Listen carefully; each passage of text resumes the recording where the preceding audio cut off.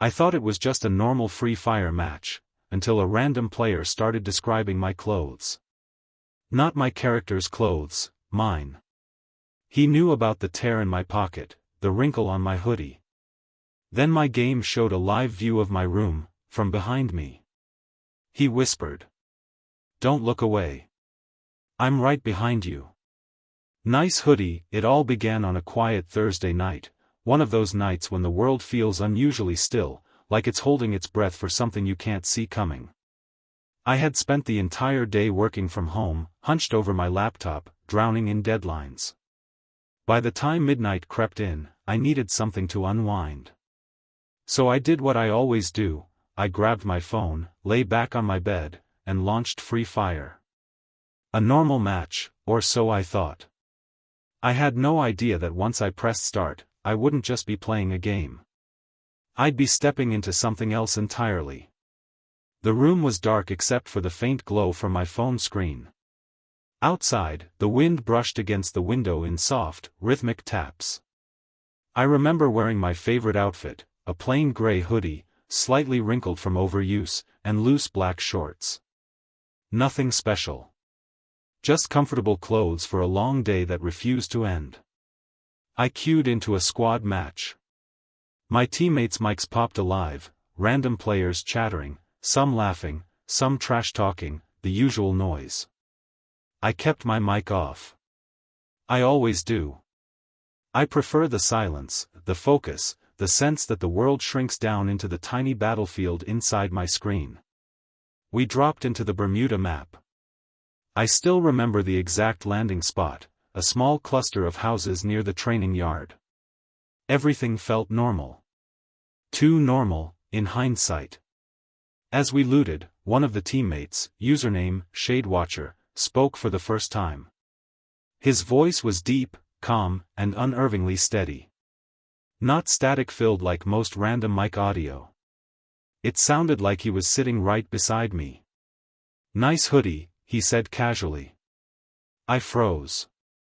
He wasn't talking to anyone else. The other two squad mates were busy arguing about loot, not paying attention. I kept running in-game, pretending I didn't hear. Maybe he was talking to someone on his side, someone in the same room as him. But then he added, "The gray suits you. The way the fabric folds near your shoulder, it's interesting." A cold ripple ran through my spine. I glanced down at myself, at the very same gray hoodie he was describing. My heart thumped. It had to be a coincidence. It had to be. I unmuted my mic. "Are you talking to me?" I asked, trying to sound confident, though my voice cracked. There was a silence. A long one. Then a slow chuckle. "Of course," he answered. I felt something shift in the air, like he hadn't just replied, but reached through the screen and whispered directly into my room. "How do you know what I'm wearing?" I forced out. Another pause. Then, "I can see you." The match went silent. My teammates kept moving, oblivious to the dread pooling in my chest. My fingers trembled, hovering over the exit button. Part of me wanted to quit the match immediately, uninstall the game, maybe even throw my phone across the room. But the other part, the curious part, held me still. "Stop messing around," I said weakly. "You're guessing." Shadewatcher sighed like he was disappointed in me. "You're also wearing black shorts," he said. "Loose ones. The left pocket has a tear in it." My mind split open with cold fear. There was no way he could have known that. The tear wasn't visible unless I stood up and stretched the fabric. I sat motionless in my bed, barely breathing. My room suddenly felt smaller. Darker. Like something was in there with me, hiding behind the shadows, watching every twitch of my fingers. I swallowed hard. "Who are you?" His answer chilled my blood. "Turn around and I'll show you." I didn't. I couldn't. Instead, I closed the game. But it reopened. By itself. And when it did, the loading screen didn't show the usual Free Fire animation. It showed my room. From behind me. Like a camera was pointed straight at the back of my head. I didn't move. I didn't scream. I simply stared as my own silhouette sat there frozen on the screen, gray hoodie and all. The air felt heavy, thick, suffocating. Then Shadewatcher's voice returned, whispering, "You shouldn't have closed the game." The moment I saw the image of my own room on my phone screen, my blood turned to ice. The camera angle, if I could even call it a camera, was positioned somewhere behind me, slightly elevated, like someone tall was standing over my shoulder. Watching. Observing. Waiting. I wanted to turn around. I wanted to confirm there was nothing there. But my body refused to move, frozen between terror and denial. The loading screen flickered, and then Shadewatcher's voice seeped through again, softer this time, almost tender, like he didn't want to scare me. Like he wanted to comfort me. "You look tense," he whispered. "Relax. I've been here for a while." I dropped my phone. It bounced off my bed and landed face down, but his voice still echoed from it, muffled by the sheets. "You shouldn't drop me," he said. "That's rude." My heart slammed against my ribs. I grabbed the phone with shaking hands, unable to stop myself from looking even though every instinct screamed not to. The game had entered a match on its own.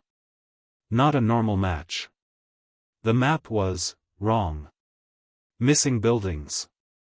Twisted terrain. Trees shaped like crooked silhouettes reaching toward a sky that looked bruised and sickly. And my character, my avatar, stood alone in the center of an empty field. Shadewatcher's voice returned, but now it came from inside the game. His character slowly materialized in front of mine, emerging like a glitch that shouldn't exist. A tall, dark figure indistinguishable from the shadows behind him. "You left too quickly earlier," he murmured. "We weren't finished." I backed up on my bed, as though the character on my screen could reach out and grab me. My voice finally cracked free. "What do you want from me?" He stepped closer, one slow, deliberate stride at a time. "Not much," he said. "Just attention. You ignored me for so long. But I've been watching. Always watching. Your window. Your hallway. Your reflection." I shut my eyes tightly, refusing to look behind me, refusing to acknowledge the cold draft that brushed the back of my neck. "I'm not playing anymore," I whispered. He chuckled, low, amused, delighted. "Oh, but you are.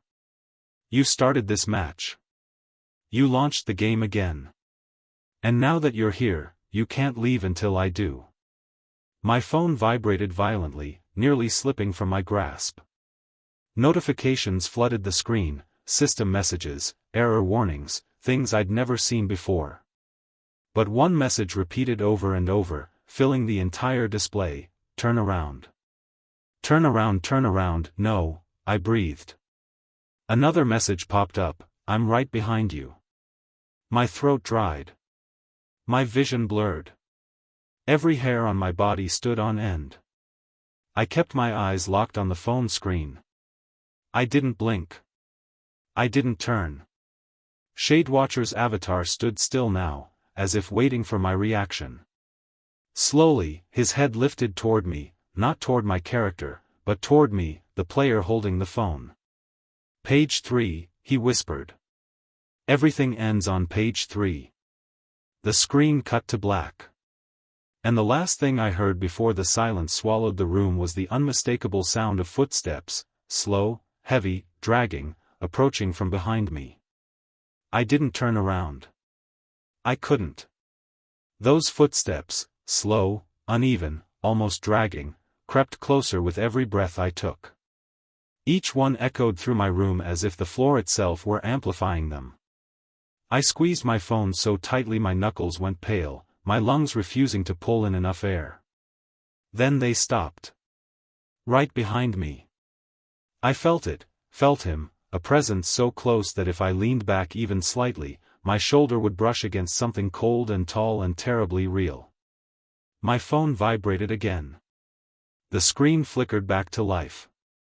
But instead of free fire, instead of the eerie map or Shadewatcher's avatar, the camera view returned. The back of my head. My trembling shoulders. And behind me, just out of frame, a tall, warped silhouette leaning forward as though peering over me. The edges of the figure were fuzzy, glitching like corrupted pixels, but the shape was unmistakable: elongated limbs, a head tilted at a sharp, unnatural angle, and eyes, dark voids that looked like empty sockets, focused directly on me. Shadewatcher's voice slithered through the speakers. "You should turn around now. It's rude to ignore guests." My mouth opened, but no sound came out. The screen zoomed in on the silhouette. Closer. Closer. Closer. My breath stuttered when I realized something horrifying: the shadow wasn't standing still. It was mimicking my micro-movements. Every tiny shake. Every shallow breath. Like it was synced to me. Overlaying me. Or worse, connected to me. I dropped the phone again. This time, it landed face up. On the screen, the shadow leaned closer to my filmed silhouette until it practically hovered above my neck. Then Shadewatcher whispered, "You didn't turn around, so I'll come to you." I felt it. A cold fingertip, or something that felt like one, pressing lightly against the back of my hoodie. Trailing upward. Slow. Delicate. As if tracing the same fabric details he'd described earlier. A trembling sob escaped me. "Stop," I begged.